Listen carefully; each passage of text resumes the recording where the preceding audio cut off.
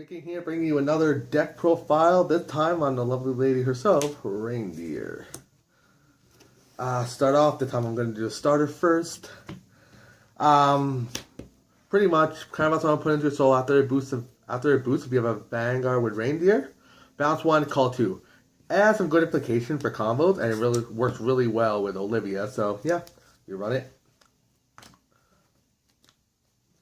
Alright, starting with the grade 3s. For the new Reindear. On the Vanguard, you choose a card from your hand, put it into the soul, and you bounce one of your units. If you have the original Reindear in your soul, you can call something out.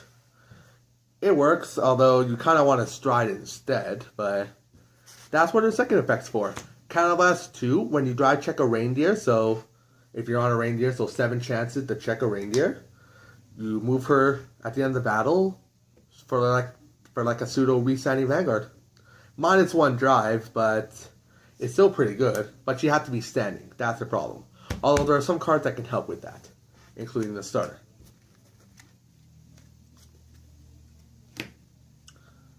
And of course, the backup grade 3, the OG Reindear.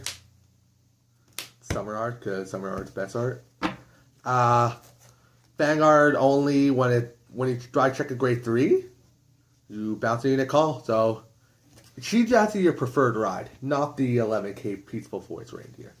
You want to ride her. You want to ride her, and it's not too bad if you go first either. So yeah, she's not bad, and you definitely want to ride her, even though she's a 10k. Put this over here. Grade 2, grade 2 we have for Inspect Sister Robel. I love her. I love her. Not only does she count the grade 3 when you drive check it. Drive check only, not trigger check, although no point, there's nothing to really use if you damage check it. But yeah, when you drive check it only. Oh, I got the grade 1 would be able to go. But yeah, only when you drive check it, she counts a grade 3. But her real use is her second effect. When you hit the Vanguard, rear guard only, Soul Blast 1. Bottom deck her. If you have Reindear Vanguard, draw 2. Not only are you putting a card that counts as a grade 3 back into your deck, but you're drawing 2 cards for a Soul Blast. Beautiful card. You just watch your opponent guard with all his cards in his hand. Beautiful. It's beautiful. I wasn't so sure about this card in the beginning, Lapla, but she's pretty good, especially on Olivia turns. When you drive check a grade 3, Soul Blast 1, and you call something. She gets 2k, and the one you call gets 2k. So she can enable multiple attacks, especially on Olivia turns. Really, really, really good combo. So yeah, pretty good card. Definitely run it for, if you want. My backup of choice is Spica, because there's some cards in here you kind of want to attack with first, and then activate their skill when you drive check. So a grade 3, so she helps in. She kind of blends in with the whole multi-attacking shtick that deck does, so yeah, I run her. You can run other stuff. You can run Amelia, you can run Nanoha, but I like Spica. Grade 1s. Dash at the Robot. I'm not really a big fan of this card. It's nice that she counts a grade 3, which, for the love of, please, don't make this for Dimension Robos. I will quit this game if that happens. Please.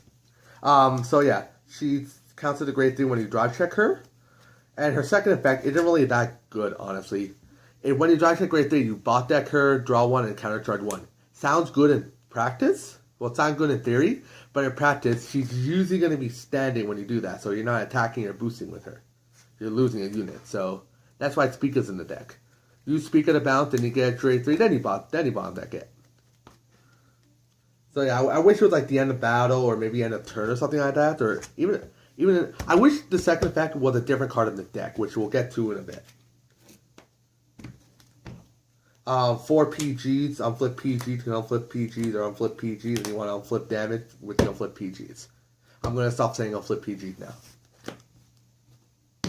And then the best grade 1, and possibly the best card in the entire deck, Sweefa.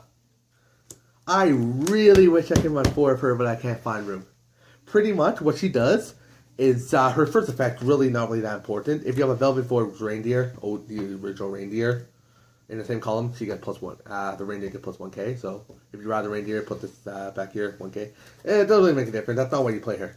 You play her for a second effect. Every time you check a grade 3, at the end of the battle, she gets 4k and she moves in an open rear guard in the same column. So nothing's here, and you ride check grade 3, up 4k, move her. Beautiful, beautiful, beautiful card. I love it. I just wish I can find room for a 4th one. Unfortunately. Oh well. Still, 3, you should be able to find 1 or 2 of them. Unless you damage check them, then I'm so sorry. And for last grade 1, Stride Fodder. Good Stride Fodder, Stride Fodder. You could take one out for another Sweefa, but I like the Stride because you know what they say, if you're not striding, you're not winning. And trigger lineup. 4 crits. Another 4 crits. And instead of playing another 4 crits, I kind of played a draw trigger. And most Bermuda deck don't really need draw triggers. But I kind of like it in this deck because you don't really plus that much. And you want to search for your pieces because it's a really combo-oriented deck. And this deck takes a lot of soul. Both grade 2 take a soul. One of the Stride takes a soul. So yeah, you definitely want soul in the deck. And the +3 kind of helps. And search for your cards. Just search for your pieces so you can beat your opponent down. I've seen people play the stand trigger. I don't like stands in Bermuda. I don't, even though the effects are pretty good. Well, the one from last year, I'm not really a big fan of the one from this year. But I can see its uses. Yeah, I just played the draw trigger. And 4 heals are 4 heals. Because if you're not playing healed, then what are you doing? What are you doing? Okay, on to the strides. 1, because there's nothing else to run in this. The deck, this G-Zone is practically filler. Her effect, MS1, flip something up, GB2. Bounce as many cards as you have cards in the G-Zone. Then when she attacks, if all your units are in harmony, all your units shoot 2 to get 5k. Which, seeing as you don't run any harmony units in here, this is only good if you call something behind her. So, yeah, filler. What's not filler is Olivia. Because Olivia is Olivia, and you want to play Olivia. One Amoris. Yeah, because whatever. It's Amoris. Yeah, when she plays, bounce 2. Somni, she's okay, I guess. On hit, bounce, call, +3k. She's a costless speaker, but she has to hit. Sea Breeze, because Sea Breeze is Sea Breeze. These cards are at, this is not bad though, Madu.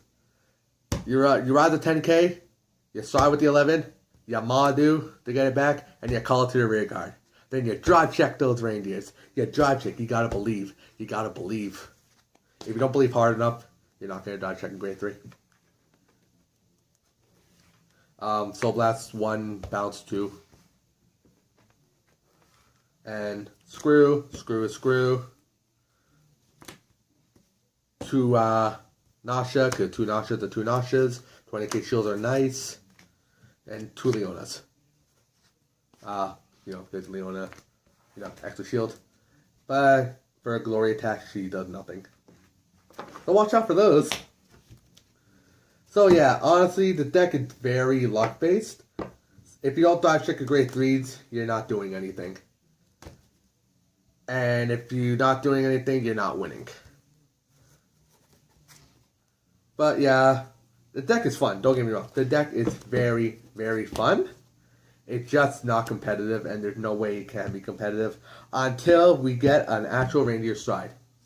When we get that, then we'll talk.